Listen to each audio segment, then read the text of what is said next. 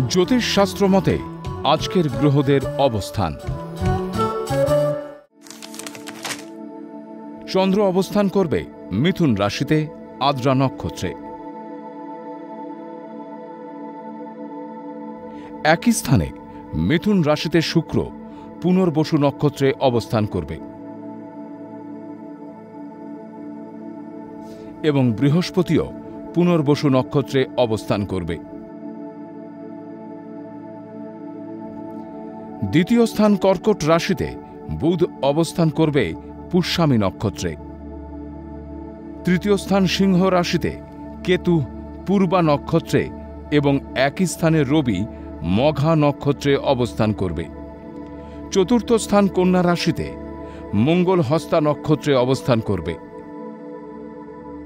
নবমের রাহু অবস্থান করবে কুম্ভ রাশিতে পূর্ব ভাদ্রপদ নক্ষত্রে।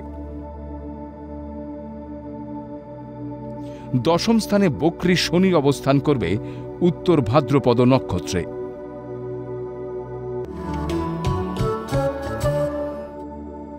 আজকের দিনে জন্মগ্রহণ করলে রাশি মিথুন, নক্ষত্র আদ্রা, তিথি কৃষ্ণা একাদশী,